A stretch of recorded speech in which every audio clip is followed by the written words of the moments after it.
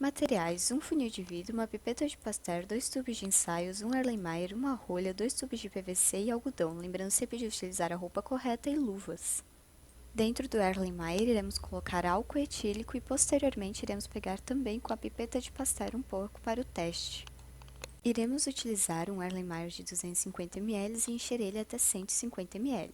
Neste Erlenmeyer, que já possui o álcool etílico, colocaremos a rolha bem pressionada e após isso colocaremos os 2 canos de PVC que são ocos por dentro. O maior encosta no álcool enquanto o outro fica sobre ele, sem haver o contato do mesmo. No próximo passo, iremos até a capela e colocaremos a solução ácida de dicromato de potássio em um copo de Becker. Essa solução já foi anteriormente preparada. A solução foi preparada com 40 ml de água em um copo de Becker, 10 ml de ácido sulfúrico, 1 grama de dicromato de potássio e foi agitada até ficar homogênea. Passamos o dicromato de potássio do Becker para um tubo de ensaio com a ajuda do funil de vidro. Com a pipeta de pastel pegamos um pouco de álcool etílico e faremos o teste para ver se ocorre algum tipo de reação antes de testar o bafômetro. Como podemos ver, ocorreu sim a mudança de coloração. Após essa mudança de coloração, iremos testar nosso bafômetro que já está montado. Só adicionamos o algodão para que ele fique bem selado. Então, adicionamos um pouco mais de dicromato de potássio no tubo de ensaio. Colocamos um dos tubos de PVC, o que não está em contato ao álcool, dentro do tubo de ensaio e o outro que está em contato ao álcool será assoprado, para assim fazer com que a reação ocorra. O reagente de cromato de potássio possui uma coloração amarelo-alaranjado. O produto formado na reação é o sulfato de crômio 3, que é um composto verde. Quando o álcool exalado pelo motorista embriagado entra em contato com a solução de dicromato de potássio meio ácido, provoca uma reação de oxirredução. O dicromato oxida o álcool etílico e o aldeído acético. Na reação final, o dicromato amarelo dá origem ao sulfato crômio 3, coloração verde.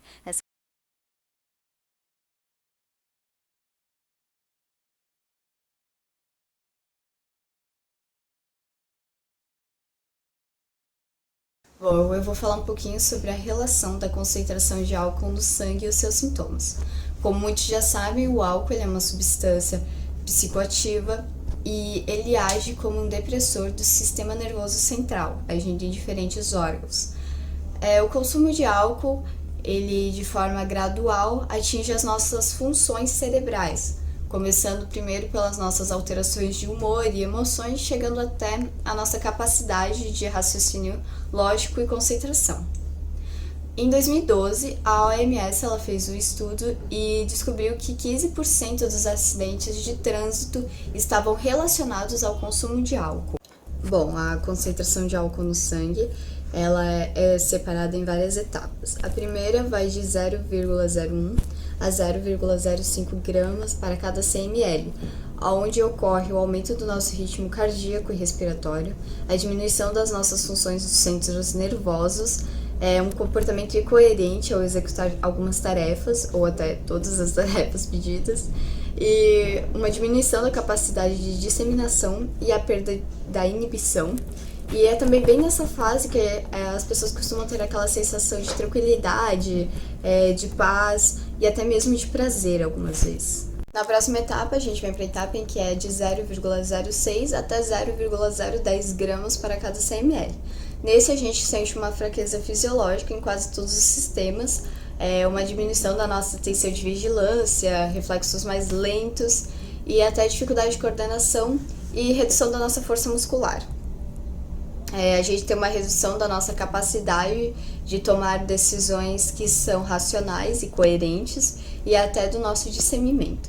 A gente tem uma sensação crescente de ansiedade e para algumas pessoas até uma sensação depressiva.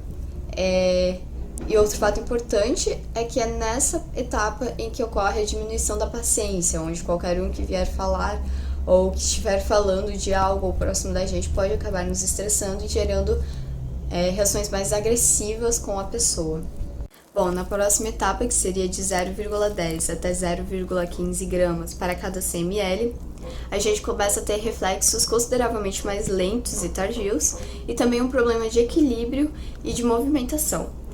A gente começa a ter alterações em algumas das nossas funções visuais e é nessa etapa que a gente começa a ter aquela fala um pouco mais arrastada e onde começam a ocorrer os vômitos. Bom, é na próxima etapa, que vai de 0,16 a 0,29 gramas para cada 100 ml, que a gente começa a ter grandes e graves transtornos de sentidos. Inclusive, a gente tem uma perda dos nossos estímulos externos. É nessa fase também que tem graves alterações da nossa coordenação motora, onde ocorre com bastante facilidade e tem bastante tendência de cambalear ou mesmo de cair.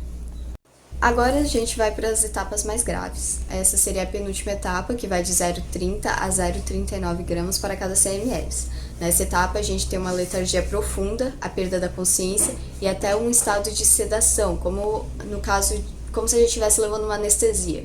É nesse caso também que ocorre com bastante frequência a morte. Bom, a última etapa, que também é a etapa mais grave, ela ocorre a partir de 0,40 gramas para cada 100 ml de sangue.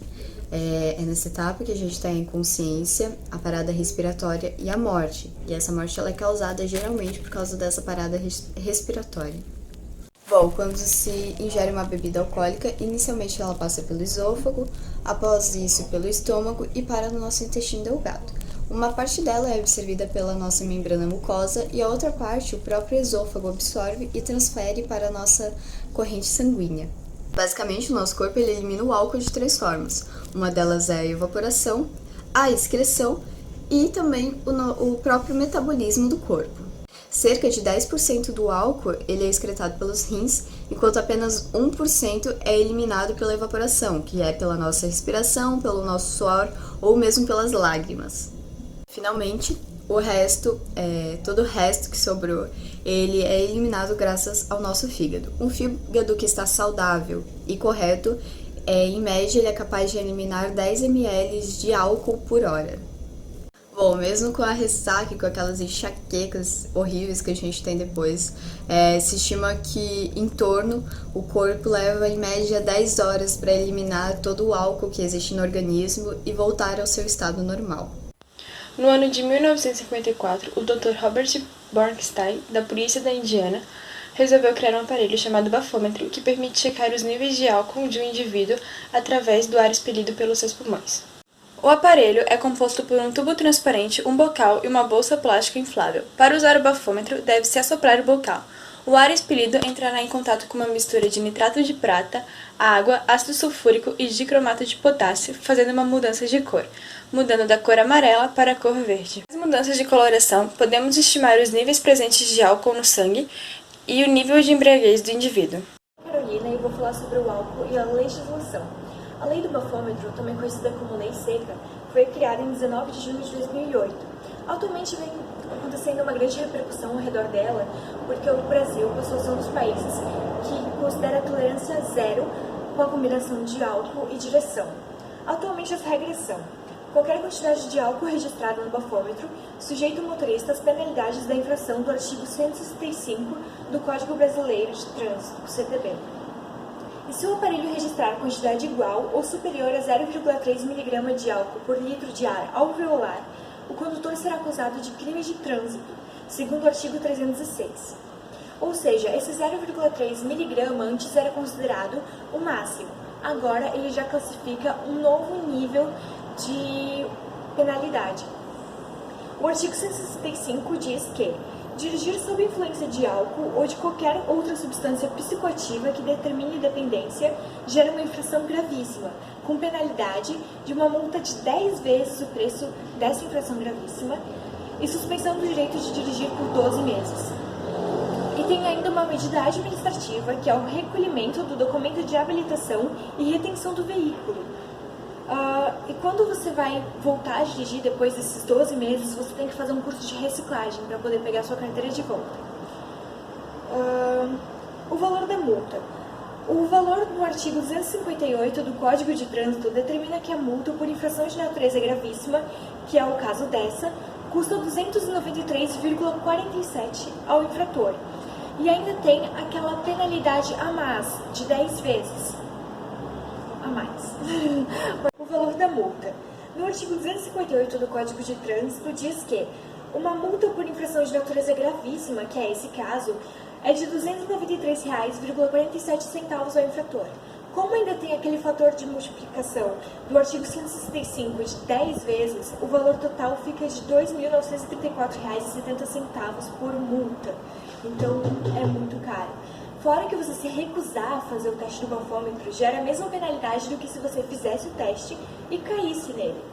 Então, de qualquer jeito, você vai levar essa multa, fora que os policiais têm como verificar sinais de embriaguez. Então, você vai levar do mesmo jeito.